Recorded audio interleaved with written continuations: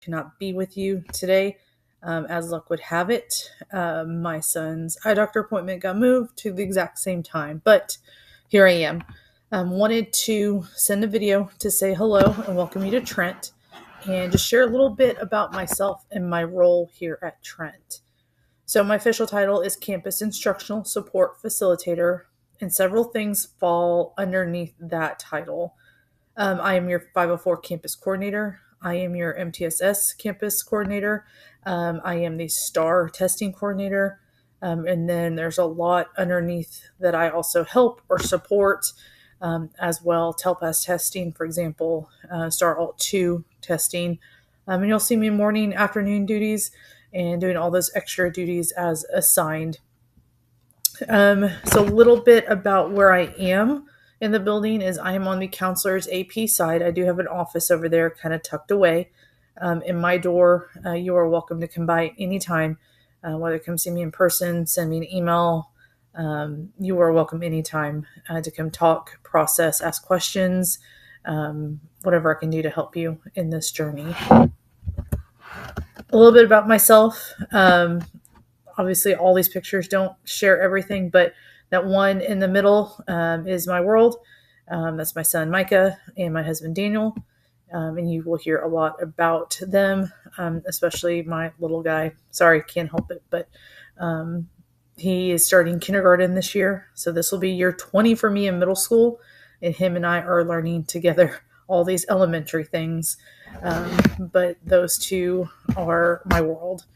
Just a little bit about me. I'm an OG. I've been at Trent since it opened. I originally was a girls athletic coordinator, PE, strength and conditioning, and then I transitioned into this role. But I'm a big, sports nut. I love the Dallas teams. I love my TCU Horned Frogs. I'm also went to UNT for my master's. Any kind of, just physical activity, sports, hanging with my family. I love being here at Trent. I've been here since we opened.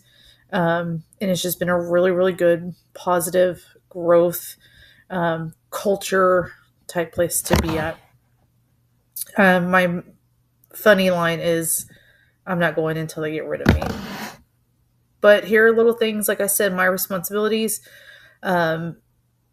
These are things that just kind of fall underneath me.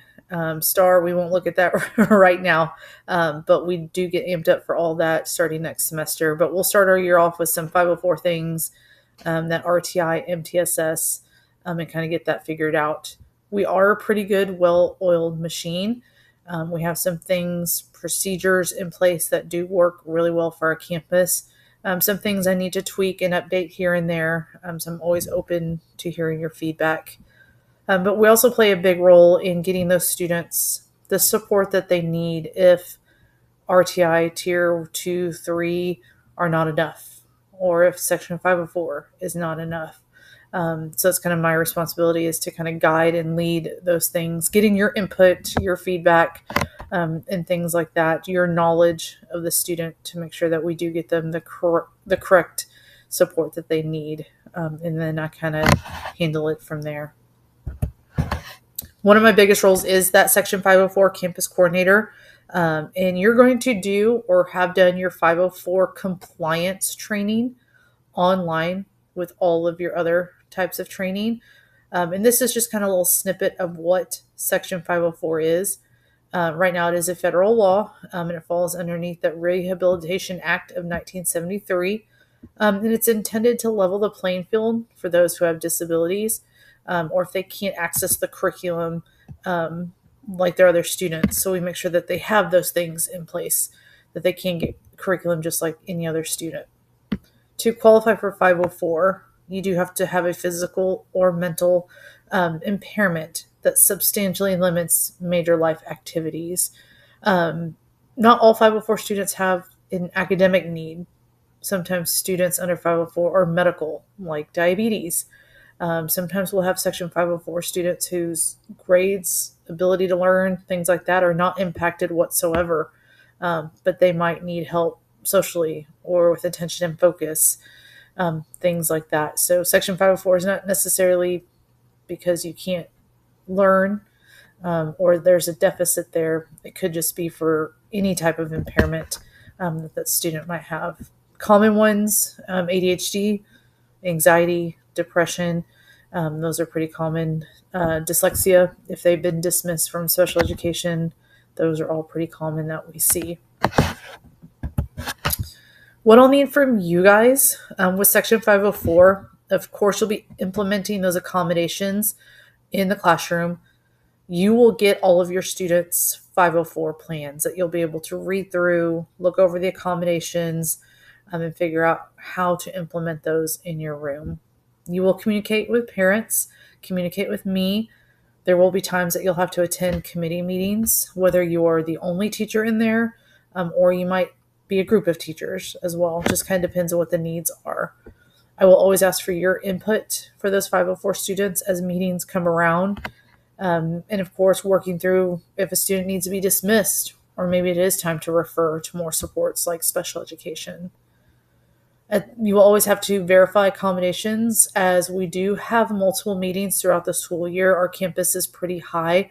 Number-wise, my caseload has always been one of the biggest. I think at one time it was the biggest.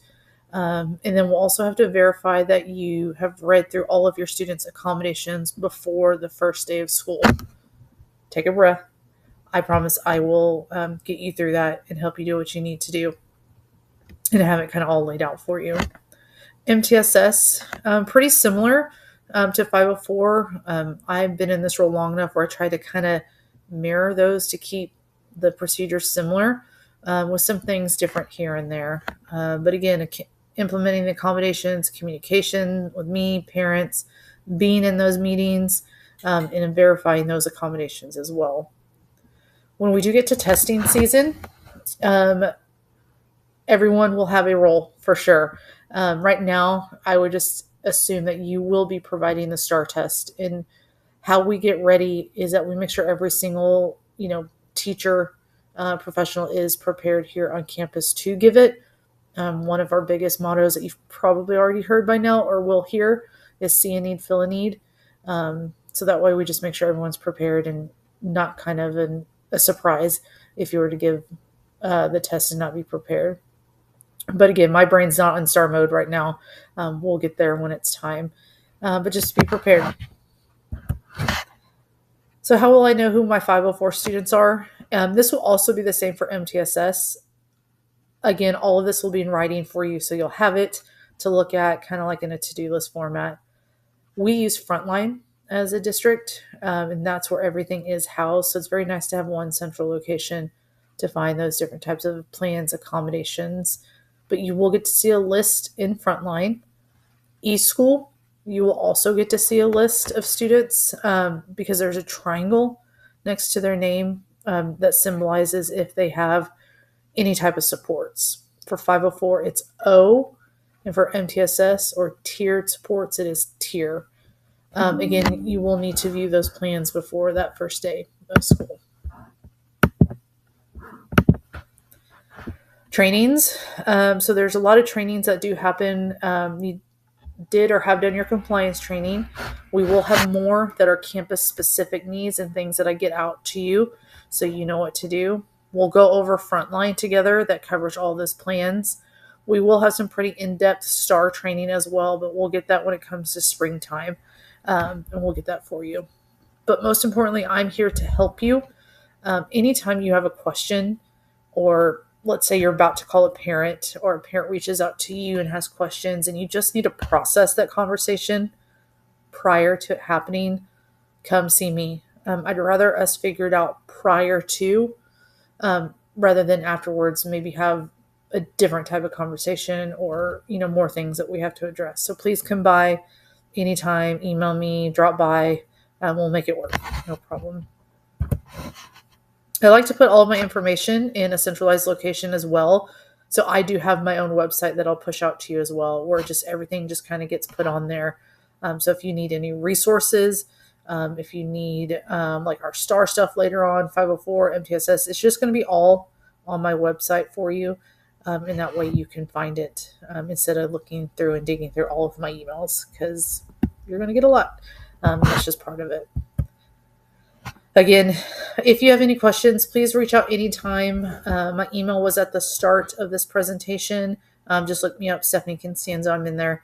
And just, let me know, because I am here for you. Not my first rodeo. I have been through the gamut with anything and everything 504. So let me know how I can help and get settled. But you'll be hearing from me again when we go through campus trainings, and I'll get that more information for you. So you can kind of put your brain on a pause when it comes to 504 things, and just know we got you taken care of. But we're glad you're here. Welcome to Trent. It's a really good place. We'll see you soon.